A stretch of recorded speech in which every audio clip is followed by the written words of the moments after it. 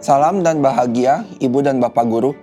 Selamat datang kembali di modul penguatan literasi. Apakah Ibu dan Bapak Guru pernah merasa sangat hanyut dalam buku sehingga rasanya tidak ingin berhenti membacanya? Atau rasa tidak sabar ingin segera mengakhiri kegiatan dan membaca buku? Yang pertama, tentu karena bukunya pasti menarik. Tapi bisa juga karena suasananya yang nyaman dan mendukung sehingga kita rileks saat membaca. Yang jelas, kita menikmati proses membacanya. Bukankah hal ini juga yang kita inginkan dari murid? Membaca karena menyenangkan baginya. Membaca dan menulis lebih banyak karena menikmati, bukan karena disuruh oleh ibu atau bapak gurunya. Tentunya, ini bukan hal yang bisa ditumbuhkan secara instan, tapi membutuhkan kultur yang terus-menerus dibangun. Salah satunya adalah membangun suasana yang menyenangkan, bukan paksaan. Caranya dengan menata lingkungan fisik yang menarik minat, nyaman, dan menumbuhkan rasa ingin tahu. Sekarang, coba kita bandingkan dua ruangan kelas berikut ini. Jika ibu dan bapak guru adalah murid, mana ruangan yang diinginkan untuk kelasnya? Atau kita bandingkan dua lorong sekolah berikut. Manakah yang dapat menarik ketertarikan murid dan memicu rasa ingin tahu? Sekarang, coba refleksikan bagaimana kita mengoptimalkan ruangan kelas dan lingkungan sekolah menjadi sarana untuk murid belajar banyak hal. Ibu dan Bapak Guru, ada banyak sekali sarana-sarana di sekolah yang bisa kita manfaatkan menjadi lingkungan kaya teks dan menjadi alat bantu penguatan literasi pada murid. Intinya, kita bisa mengoptimalkan semua sarana yang ada untuk penguatan literasi. Sekarang, kita mulai dari penataan fisik ruangan kelas terlebih dahulu. 1. Manfaatkan salah satu sudut kelas menjadi sudut baca kelas. Gunakan untuk menyimpan koleksi buku yang ditata secara menarik untuk menumbuhkan minat baca murid. Ajak murid untuk meminjamkan koleksi bukunya di rumah pada sudut baca kelas secara bergantian. Sebaiknya juga bukan buku pelajaran, sehingga murid terpapar dengan banyak variasi jenis bacaan termasuk genre cerita. Atau berkolaborasi dengan sekolah tetangga untuk bertukar koleksi buku. Ibu dan bapak guru juga bisa berkolaborasi dengan komunitas untuk ketersediaan akses membaca. Yang kedua, sediakan papan display untuk memajang karya-karya murid. Pastikan papan ini diperbarui dalam periode-periode tertentu. Dari sini, murid bisa belajar dari karya temannya. 3. Kita juga bisa membuat papan buletin yang diisi dengan berbagai macam informasi. Untuk fase A, bisa diisi dengan kosakata-kosakata baru di minggu ini, daftar nama anggota kelas, poster abjad, dan hal lain yang membantu murid mengenal huruf dan kata. Sedangkan untuk fase B bisa diisi dengan informasi-informasi yang disesuaikan dengan minat murid dan hobinya, seperti grup musik, games, makanan, dan lain-lain. Bisa juga dengan mengajak murid menuliskan emosi positifnya di papan buletin. Guru juga bisa menyiapkan artikel yang berkaitan dengan minat murid. Papan ini juga dapat digunakan sebagai petunjuk belajar atau hint board, yaitu rangkuman atau poster untuk mengingatkan murid mengenai materi yang sudah dipelajari. Papan petunjuk ini dapat membantu guru dalam mengatur kelas diferensiasi nantinya.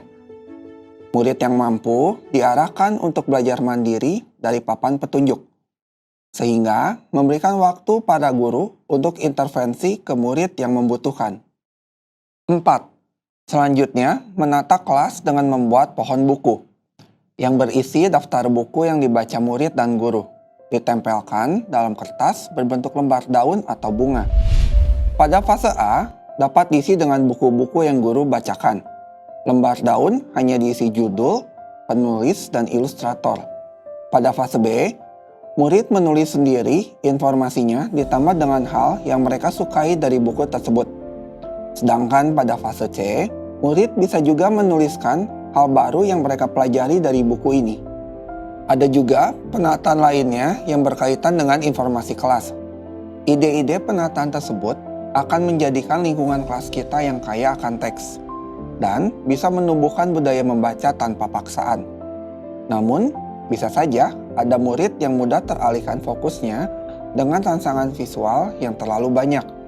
Kita bisa memfasilitasinya di area depan kelas, sehingga murid dapat berkonsentrasi dengan lebih baik. Yang kedua adalah penataan di perpustakaan. Fasilitas ini selain membantu menumbuhkan minat baca, juga akan membantu menumbuhkan kemandirian murid dalam belajar. Guru bisa memberikan pengalaman belajar di mana murid mencari informasi secara mandiri, sehingga murid terbiasa untuk datang ke perpustakaan. Penataan fisik pada perpustakaan dapat berupa 1. Pengaturan rak buku. Atur rak buku berdasarkan tema untuk memudahkan murid mencari berdasarkan minat atau kebutuhannya. Sediakan rak khusus untuk memajang koleksi buku-buku baru, atau rak tematik yang diganti per bulannya. Misal, tema luar angkasa di bulan Februari, bulan di mana rover keempat mendarat di Mars. 2. Perpustakaan juga dapat memiliki papan display yang bisa diisi kata-kata mutiara, rekomendasi buku bulan ini yang melibatkan guru dan murid untuk mengisinya, atau poster buku. Ajaklah murid yang suka menggambar untuk membuat poster buku rekomendasi dan lain sebagainya. Area penataan lingkungan kaya teks juga bisa dioptimalkan di area lain di sekolah, seperti membuat sudut membaca di dekat gerbang sekolah.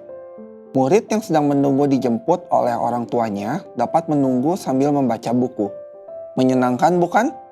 Gerbang sekolah juga bisa dihiasi dengan visi misi sekolah, ucapan selamat datang, serta poster profil murid sekolah. UKS bisa menjadi sarana informasi tentang gaya hidup sehat dan kebersihan diri. UKS bisa dihiasi dengan poster kampanye atau peribahasa yang berkaitan dengan hidup sehat. Pengelola UKS bisa menyediakan poster informasi yang sedang tren atau berkaitan dengan murid SD, seperti informasi tentang virus, pertumbuhan tulang, poster tubuh, dan sebagainya.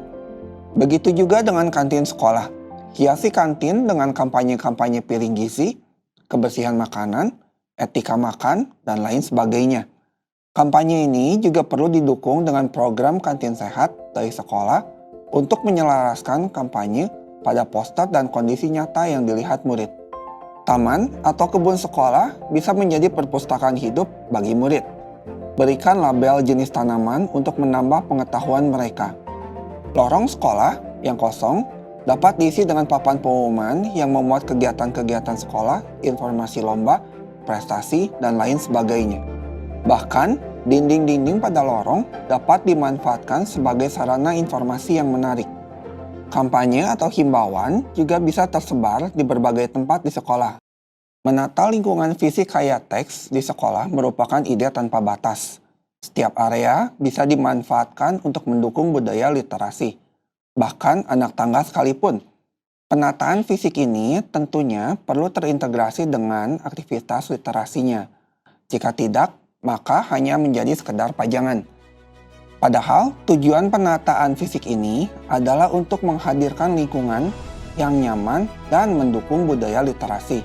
Jadi, agar efektif harus diikuti dengan aktivitas literasinya. Sehingga murid-murid kita menikmati proses membaca dan menulis, dan tumbuh menjadi generasi yang memiliki kecakapan literasi dan pembaca sepanjang hayatnya. Jadi, penataan fisik seperti apa yang akan ibu dan bapak lakukan di sekolah? Apa kaitan penataan fisik tersebut dengan aktivitas literasi yang akan dilakukan? Selamat belajar dan mencoba, Bapak dan Ibu guru hebat. Salam dan bahagia.